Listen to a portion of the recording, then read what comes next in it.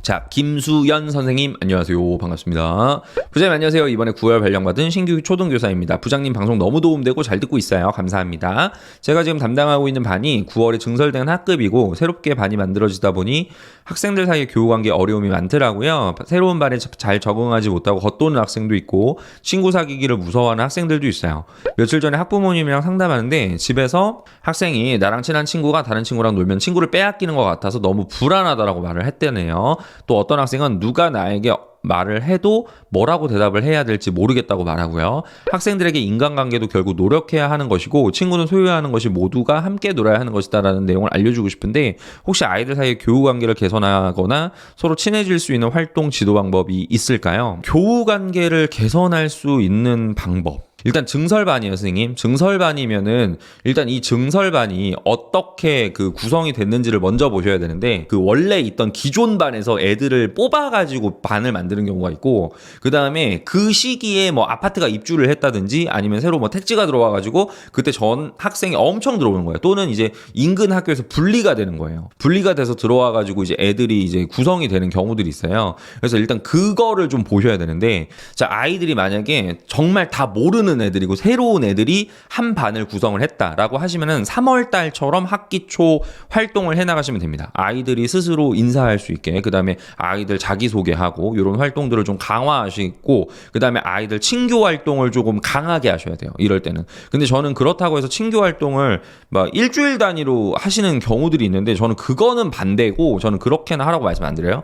하루나 뭐 이틀 정도 정말 길게 잡아야 이틀인 거예요. 그런 식으로 뭐 놀이 활동이라든지 아이들이 서로를 좀 탐색할 수 있는 그런 활동을 해보시는 게 조금 필요할 것 같고 근데 만약에 그게 아니라 반별로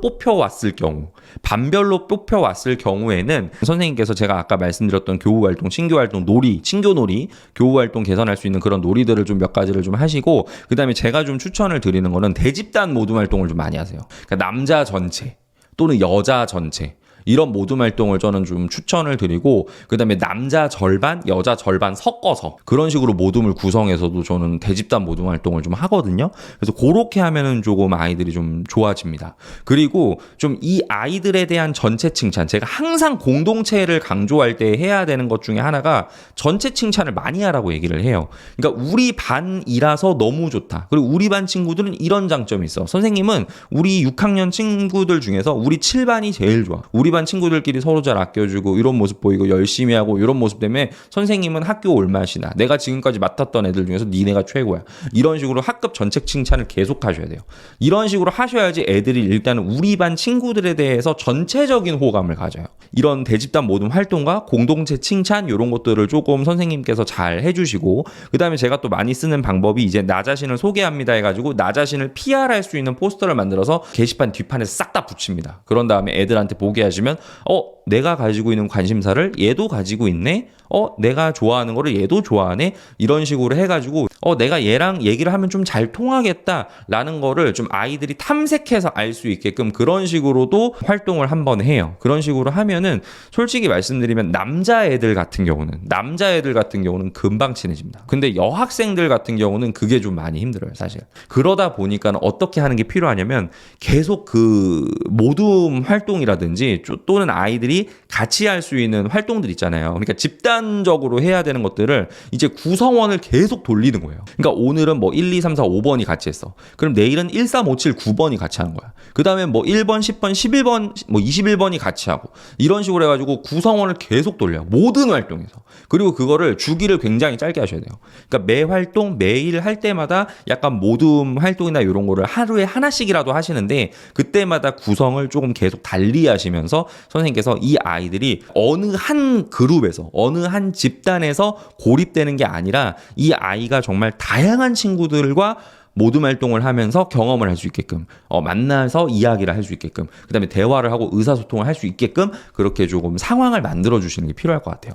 그러다 보면 이 아이들이 다양한 아이들이랑 금방 친해지기도 하고 그 다음에 내가 몰랐던 다른 친구의 매력 그리고 내가 몰랐던 다른 친구들의 소중함 그리고 다른 친구들이 나랑 또 잘 맞구나 라는 것도 좀 느끼게 됩니다. 그래서 그런 식으로 조금 말씀을 좀 드리고요. 이 친구들 같은 경우가 이상향이 좀 센 애들 있어요. 여학생들 같은 경우는 이게 진짜 어려운 문제인데 나는 이 그룹의 친구들이랑 놀고 싶어. 이 그룹의 친구들이랑 어울리고 싶고 난 이 그룹에 들어가고 싶단 말이에요. 근데 이 그룹에 자리가 없어. 이런 경우들이 생각보다 많아요.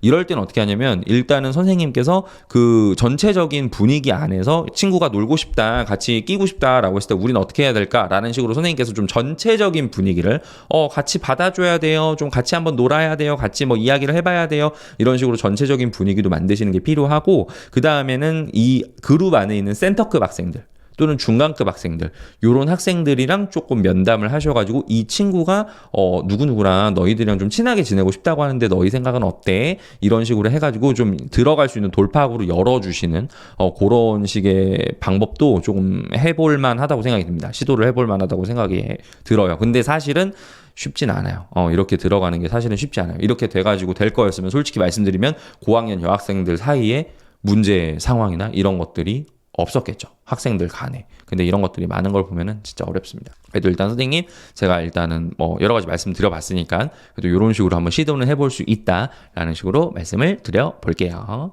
그리고 모든 친구들이랑 다 친하게 지낼 필요는 없습니다. 제가 항상 강조를 하는 것 중에 하나인데 반에 30명의 학생들이 있을 때 그 30명의 친구들을 모두 다 베스트 프렌드를 만드실 필요는 없어요, 선생님.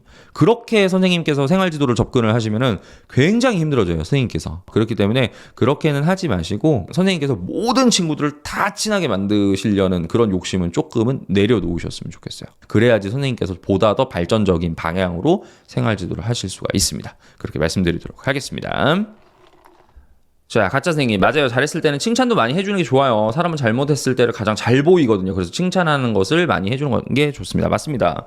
아이들한테는 그리고 항상 잘한다 칭찬을 많이 해주셔야 돼요. 이거는 뭐 학습적인 것뿐만 아니라 생활적 지도적인 측면에서도 선생님들께서 진짜 잘한다 칭찬을 많이 해주시는 게 필요합니다. 그러면 이 잘한다라는 말 한마디로 동기 유발이 굉장히 많이 되거든요. 그리고 제가 지금 1학년이잖아요, 선생님들. 1학년이다 보니까 받아쓰기를 저희가 해요. 받아쓰기를 하는데 이제 일주일에 한 번씩 10문장을 이제 받아쓰기를 합니다. 그 받아쓰기 뭐 지문이야 이런 거는 미리 다 주죠. 그래가지고 뭐 몇 월 며칠 날 받아쓰기 시험 본다 이런 거 다 공고하고 학부모님들한테도 다 안내드리고 그래서 아이들이 연습을 해요. 그리고 이제 뭐 집에 가기 전에도 한 번씩 애들이랑 연습하고 이런 거 있는데 저 같은 경우는 받아쓰기 할 때 저희 반은 110점 만점이에요. 100점 만점이 아니라 110점 만점을 하는데 왜 그렇게 하냐면 일단 지금 1학년에서는 글씨 쓰기도 굉장히 중요하잖아요. 그래서 저는 받아쓰기 채점을 하고 나서 이 아이가 글씨를 잘 썼어. 뭐 정자로 막 꺾어 쓰고 이런 것까지는 안 하더라도 아이가 또박또박 글씨를 정말 열심히 잘 쓰려고 노력을 한 흔적이 보여. 그러면 저는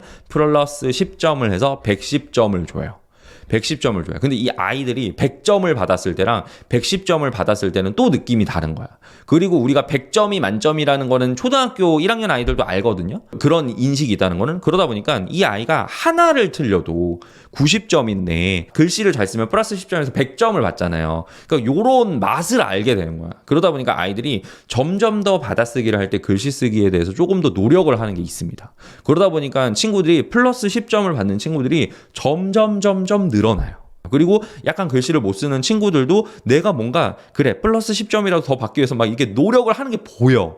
그러면은 저는 또 점수 줘요. 그러다 보면 이 아이가 조금 더 발전적으로 긍정적으로 내가 이렇게 열심히 써가지고 선생님한테 10점을 더 받았구나. 나 더 열심히 해야 되겠다 라는 생각을 갖는다고. 이런 경험들이 쌓이다 보면은 결국에는 정말 더 좋은 그리고 더 발전된 모습을 보일 수 있으니까요. 그래서 가짜 선생님께서 말씀하신 것처럼 칭찬을 다양한 방법으로 잘한다 말만 하는 게 아니라 다양한 방법으로 선생님께서 하실 수 있는 방법으로 칭찬을 해주시는 것도 굉장히 좋을 것 같아요.